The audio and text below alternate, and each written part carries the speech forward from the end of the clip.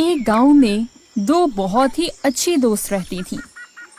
अरे बहन, मेरी बेटी अभी 5 साल की है, लेकिन मुझे अभी से उसकी शादी की परेशानी होने लग गई है। अरे वो तो अभी बच्ची है। तुम्हें बेटियों के वालिदैन का क्या पता, तुम खुद तो एक बेटे की माँ हो।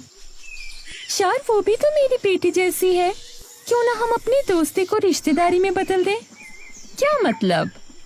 यही कि मैं अपने बेटे की शादी तुम्हारी बेटी कंजा के साथ ही करूंगी।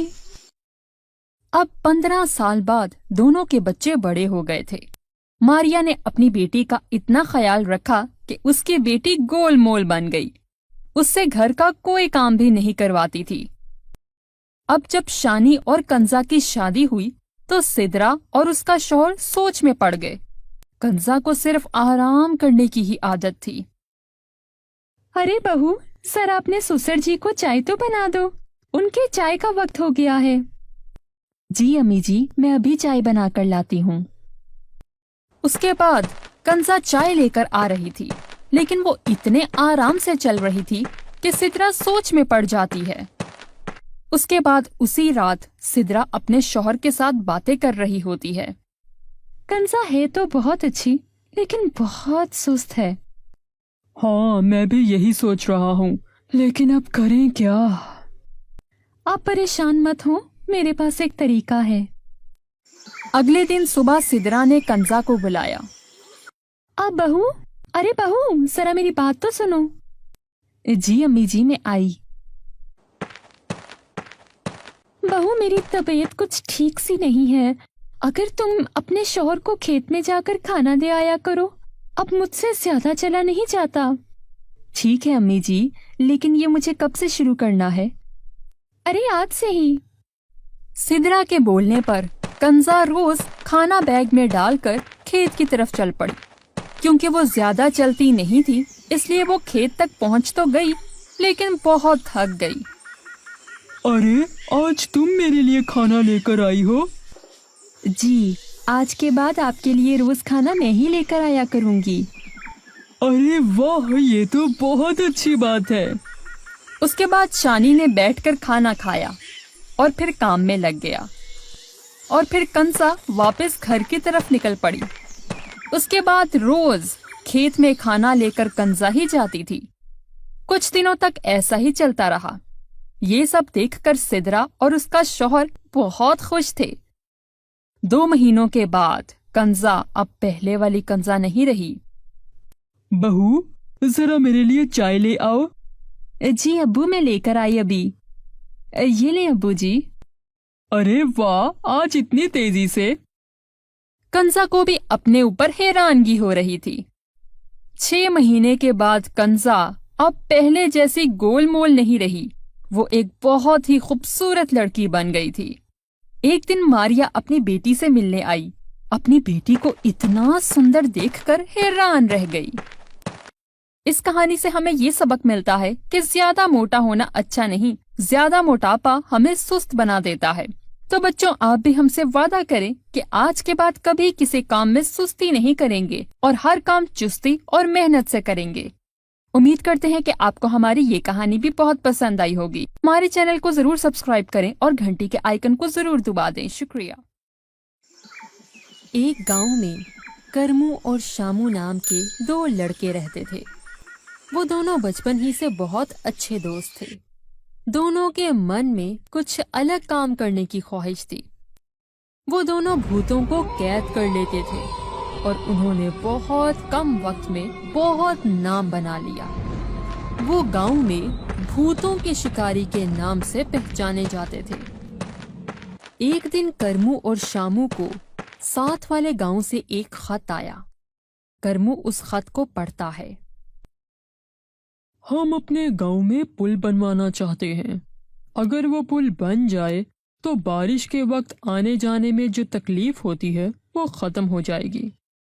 हम क्या सड़क बनवाने वाले नजर आते हैं? अरे रुक तो, खत पूरा तो पढ़ने दे। परेशानी ये है कि नदी के पास भूत का बसेरा है, जो हमारी कोशिश करने के बाद भी काम पूरा नहीं होने देता। हमने आप दोनों के बारे में बहुत सुना है। हमारी आपसे दरख्वास्त है कि हमारे गांव आकर हमें भूत से निजात दिलवाएं। पूरा पता खत के पीछे लिखा है। चलो चल के देखते हैं।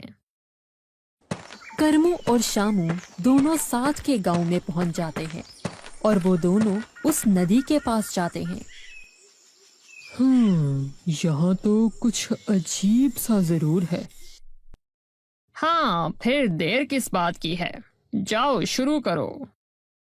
करमू आंखें बंद करके मंत्र पढ़ता है, फिर थोड़ा सा पानी बोतल से निकालकर बाहर डालता है। कुछ ही देर में बहुत जोर से हवा चलने लगती है और फिर एक भूत उनके सामने आ जाता है। तुम दोनों यहाँ क्या करने आए हो?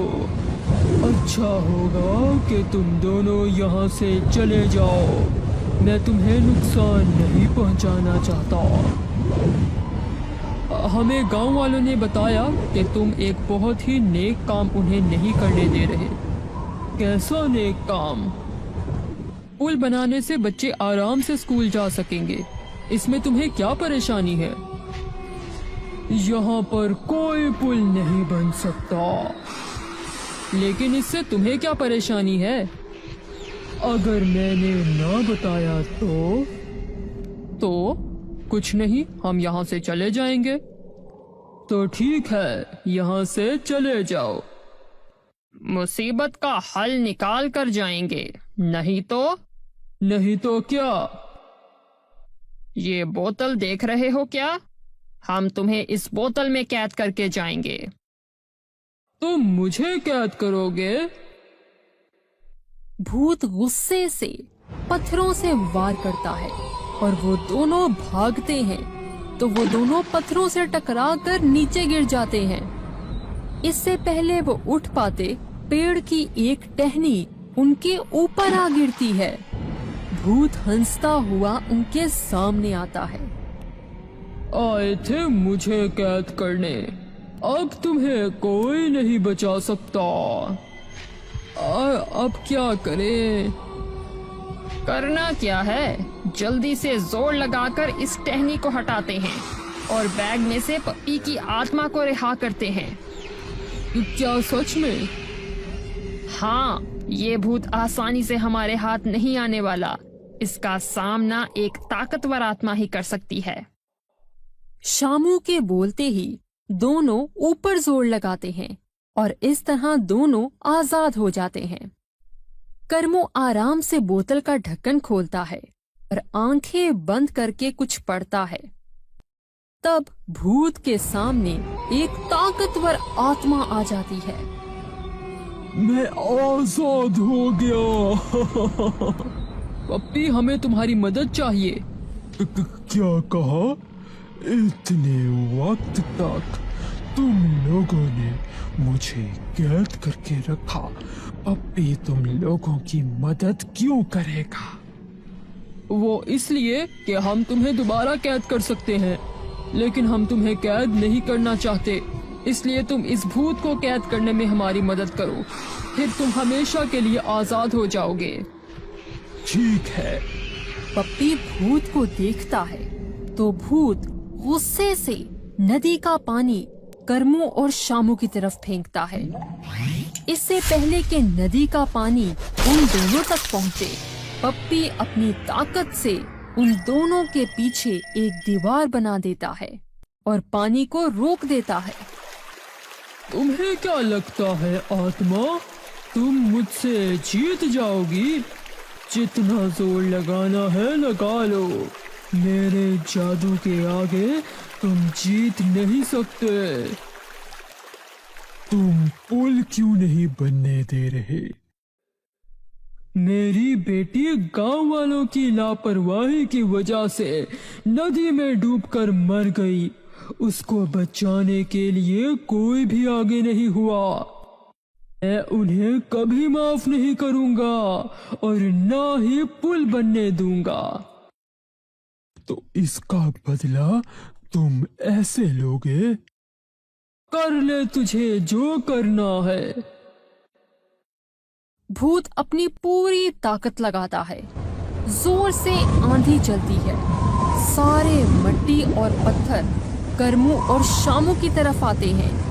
पप्पी अपनी ताकत इस्तेमाल करके एक दीवार बना लेता है जो उन दोनों को बचा लेती है। फिर बच गए। लेकिन अब तुम नहीं बचोगे। पप्पी अपनी ताकत का इस्तेमाल करता है जिससे मौसम खराब होने लगता है। पप्पी करमू को बोलता है, करमू, खाली बोतल तैयार रखो। करमू बैग में से एक खाली बोतल निकालता है और उसका ढक्कन खोलता है। इतने में पप्पी पूरी ताकत लगाकर बिजली से भूत पर वार करता है। बिजली का झटका लगते ही भूत शोर करता है और उसके बाद बोतल में कैद हो जाता है। लो करमू, तुम्हारा नया दोस्त। शुक्रिया पप्पी। क्या मैं वादे के मुताबिक अब आजाद हूँ? बिल्कुल पप्पी। करमू और शामू इस तरह भूत को पकड़ लेते हैं और गांव में पुल बन जाता है। तो बच्चों, इस कहानी से हमें ये सबक मिलता है कि प्यार हर दुख दर्द से बड़ा होता है। मुश्किल चाहे कितनी बड़ी क्यों ना हो, हिम्मत के आगे हार जाती है। उम्मीद करते हैं आपको हमारी ये कहानी भी बहुत पसंद आई होगी। जल्दी से हमारे चैनल को सब्सक्राइब करें और घंटी के बटन को दबाना मत भूलिएगा। शुक्रिया।